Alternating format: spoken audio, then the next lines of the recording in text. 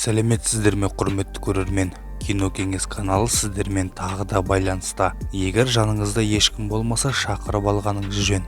Себебі бүгінгі айтатын киномыз өте қорқынышты фильм. Бұл киноның премьерасында бірнеше адам қорыққанынан талып қалған, және бұл киноға әлемнің бірнеше мемлекеттерінде тыйым салынған. Режиссер Сильвен Уайт көрерменнің психикасына әсер ету үшін әбден тырысқан екен. Ал енді обзорға көшейік.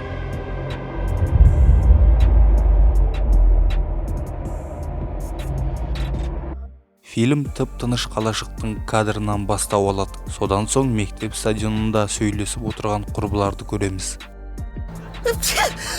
Будь здорова. Черная оспа. Кстати, в старину люди верили, будто чихание изгоняет из человека демонов. Ого, Я зареклась чихать. Құрбылар төртеу еді. Хлоя, Кейти, Хелли және Рен. Олар бойжетіп келе жатқан қыздар еді. Олар үлкен өмір жайлы сөйлесіп келе жатты. Олар коридорда келе жатып, сыныптас жігіттерін кездестіреді. Какие планы на вечер? Планы большие. Секрет братства. Все ясно. Новая порнушка? Кейінгі кадрда құрбылардың бірінің отбасымен танысамыз. Бұл қыздың аты Хелли. Ол құрбылармен түнде кездесуді жоспарлап отырған. Ну и чем вы займетесь? Ну как, нажремся водки, найдем парней по интернету. Молодец. Оны алып кету үшін құрбысы келеді. Сіңілісі оларға қосылғысы келген, бірақ рұқсат бермейді. Түн ортасы болып қалған бұл қыздар қалай қорықпай түсінбедім. Сөйтіп құрбылар бір үйге жиналады. Әдеттегідей жігіттер жайлы әңгімелесіп отырады. Бір уақыт Хлоя жаңағы жігіттердің қандай сыры бар екенін білетінін айтады. Я знаю их секрет. Ух ты, ну делись. Короче, они всей этой ночью идут к Тому в гараж и будут вызывать Слендермена. Сөйтіп интернеттен Слендерменнің кім екенін іздей бастайды. Его происхождение и мотивы неизвестны. Известно лишь, что он выбирает в жертвы юных и невинных. Кто его увидит, тот пропал. Одних он забирает, других нет. И те, кого он оставил, навсегда лишаются покоя. Слендерменді шақырғандар жоғалып кететін. Оған қатты қызығушылық білдірген құрбылар интернеттен видео тауып алады. Оны шақыру үшін интернетке арнайы видео жүктелген. Онда былай делінген: алғашқы қоңырау соғылғанда көзіңді жұм. Кто услышит трижды звон, примет его приглашение. Услыхав в первый раз, закрой глаза. Екінші қоңырауды күт, көзіңді үшінші қоңырау соғылғанда ашасың дейді. Дождись второго сигнала, но открывай глаза только когда услышишь третий. Әрине шындық емес деп ойлаймыз. Сондықтан олар да видеода айтылған сөздерге сенбей Слендерменді шақырмақ болады. Не, серьезно, это же...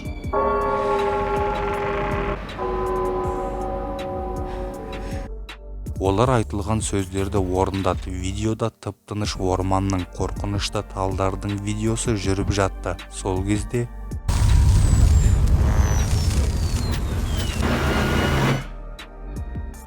олар бұл видеоға сенбеді, дегенмен бір белгісіз нәрсе оларға тәсір етті. Бір қыздың өзгеріп қалғанын анық көре аламыз. Одан кейін олар ештеңе байқамай ұйықтап қалады. Ал Хелли ұйықтап жатып қорқынышты түс көреді.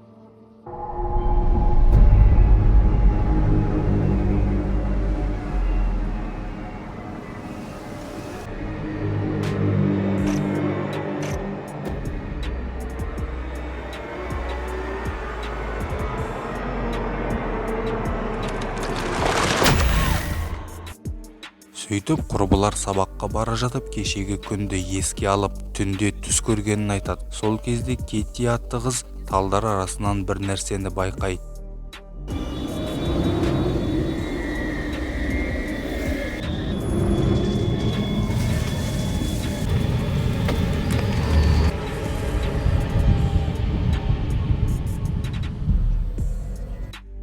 Кейінгі кадрда Кетидің жоғалып кеткенін, полицейлер барлық сыныптастарын тергеп жатқанын байқаймыз. Оны түнімен іздесе де таппайды. Үштігейлі жоқ болып кеткен. Хелли сіңлісімен сөйлесіп отқанда үйінде біреудің жүргенін байқайды. Ол кім екенін білмек болады.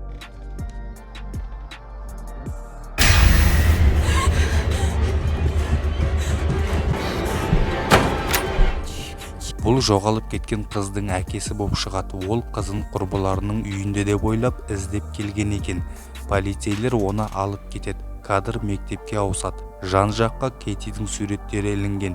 Рен атты құрбысы Кетидің жоғалуын Слендерменнің видеосымен байланыстырады. Қалғандар сенбейді. Соңында олар Кетидің үйіне барып, заттарын ақтарып көруді ұйғарады. Олар Кетидің үйіне барды. Бөлмесінде Слендерменнің суреті салынған қағаздар толып жатыр. Ал ноутбугында Слендермен түсіп қалған видеолар бар еді.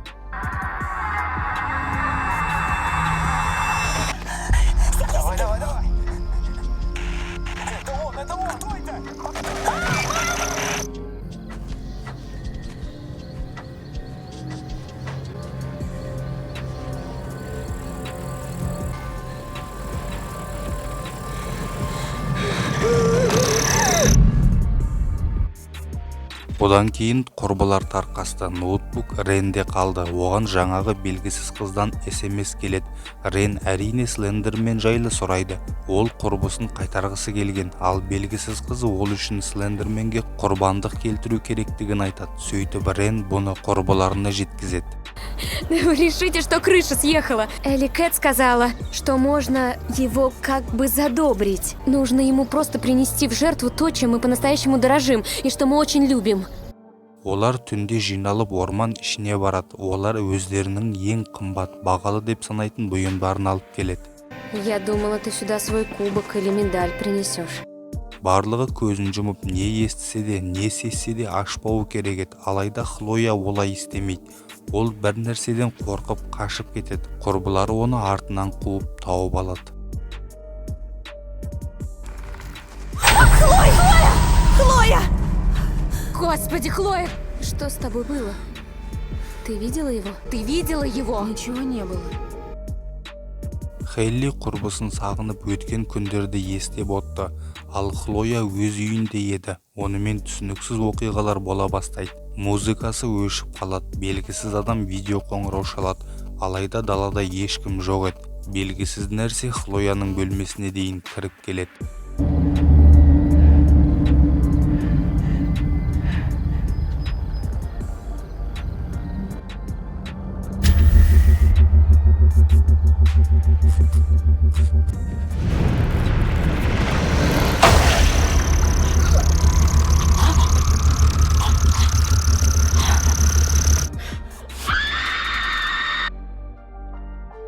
Ертесіне Хлоя сабаққа бармайды. Құрбылары ол үшін алаңдайды. Кети сабақтан қайтып бара жатып Хлояға SMS жазады.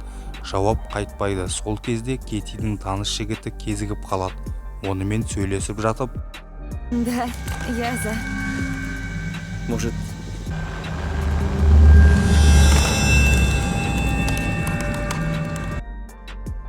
ал Рен кітапханада отырып Слендермен жайлы тарихта не жазылған барлық ақпаратты жинайды. Түсініксіз оқиғалар онымен де орын ала бастайды.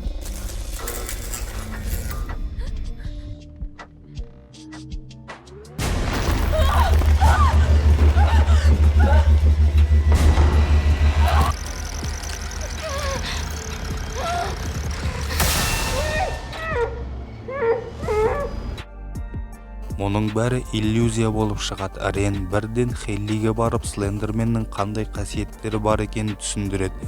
Рен уже есінен алжаса бастағандай еді.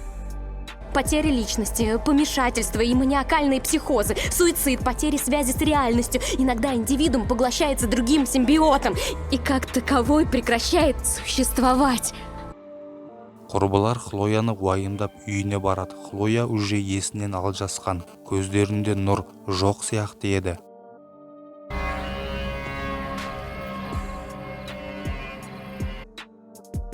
Екі құрбы ғана қалды. Алайда олар да өзара келісе алмай қалады. Себебі Хелли Слендерменнің бар екеніне сенбейді.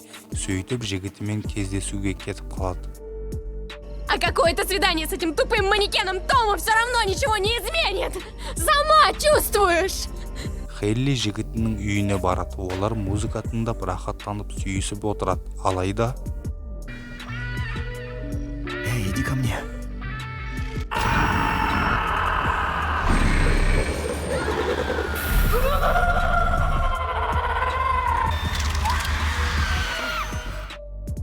ертесіне құрбылар сабақ үстінде кездеседі. Онда Хеллидің жігіті де бар еді. Ол өзгеріп қалған, бір нәрседен сескеніп тұрғаны анық байқалатын. Ол да жаңағы видеоны қараған еді. Хелли үйіне келе сап интернеттегі белгісіз қыздан көмек сұрайды, алайда аккаунт өшірілген. Сол кезде ағаштар арасынан Кетидің дауысы шығады. Хелли орманға қарай барады. Онда Кэти! Кэти, да подожди! Кэти! Кэти!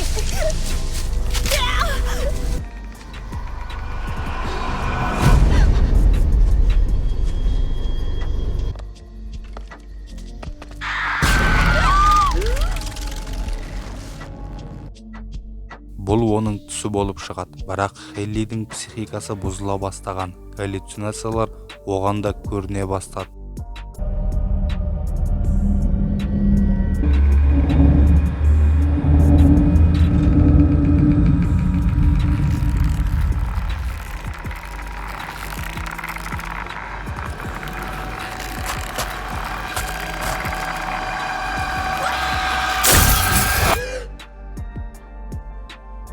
Бұл да түс болып шықты. Оянған Кети айғайлаған дауыс естиді. Бұл оның сіңілісі еді. Ол да жаңағы видеоны қараған. Сіңілісі ауруханадан бірақ шықты. Енді Хеллиге барлығы күдікті көріне бастады.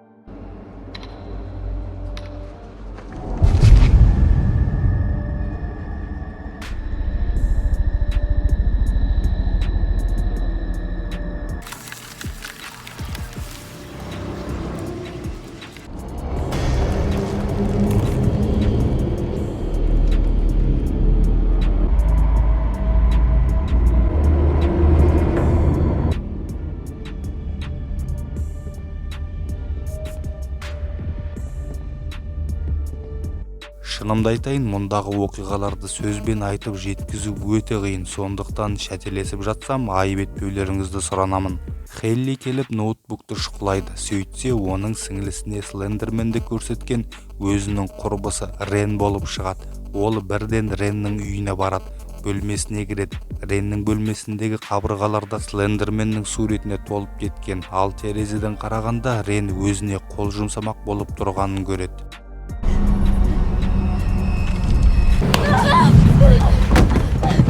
Она сама пришла. Она в больницу попала! Она ко мне пришла. Я думала, так получится Лиззи освободить.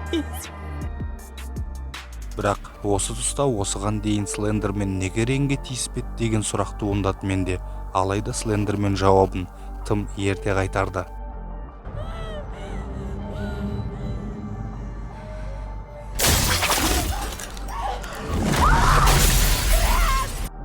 Хелли құрбыларының бәрінен айырылды. Енді Хелли бірдеңе жасауы керек. Неге жасамасқа, соны жасамасқа.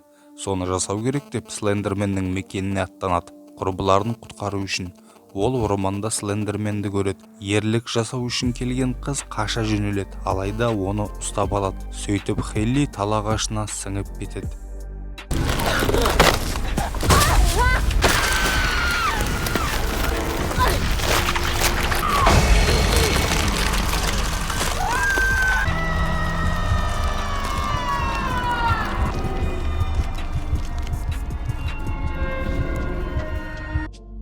Оказывается, мұндағы талдардың көбі адам екен деп қалдым. Общем, соңында бір-екі мағыналы және қорқынышты әңгімеден кейін фильм аяқталады.